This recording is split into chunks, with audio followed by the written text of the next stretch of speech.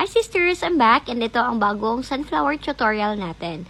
So kailangan natin dito ng 4cm golden yellow satin ribbon na kasing haba ng ID card. And then ifo-fold natin siya ng pagitna na korting L and ifo-fold ulit pagitna. Tapos sisindihan yung bawat gilid para pag finold natin ng ganto, hindi siya dudulas at magiging pantay yung baba. After that, need natin i-secure using our lighter and ganto dapat yung magiging itsura. And need natin ng 25 na petals. And dito sisters, meron tayong karton na pabilog. So that is 3 inches in diameter or yung loob ng scotch tape. And as you can see, may bilog tayong trinace dyan sa front side. Yan naman ay 2.5 inch and dyan tayo magdidikit ng petals ng ating sunflower.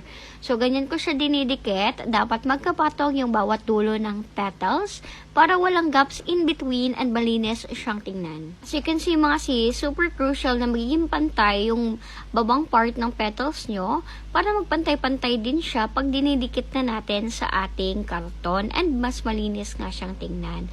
So dito nakagamit tayo ng 13 petals sa first layer ng ating sunflower since meron tayong dalawang layers for this one.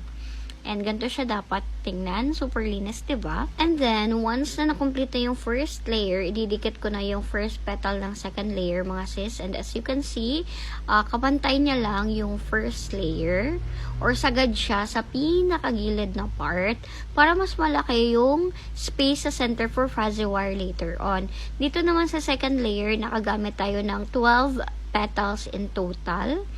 And same as the first layer mga sis, kailangan natin siyang idikit ng maayos at siguraduhin walang gaps in between. Ayan. So, ganito dapat yung magiging itsura ng sunflower head nyo na may dimension, ganun. Para naman dito sa center, kumuha lang ako ng dalawang fuzzy wire and pinagdugtong ko sila by twisting with one another. Ay, eme. Anyways, ganyan siya, B. So, once na-secure na yung pag-twist mo, ikutin mo naman siya sa floral wire or kahit anong stick na meron ka dyan as long as maiikot mo siya ng ganun. Then, after nyan, kailangan natin siyang banatin ng very, very light para humaba naman yung length ng ating fuzzy wire at kaya niyang i-cover yung buong center ng sunflower. Tsaka natin siya iikutin ng ganire. Sundin nyo lang yung tutorial ko mga sisters and I'm sure makukuha nyo rin ito.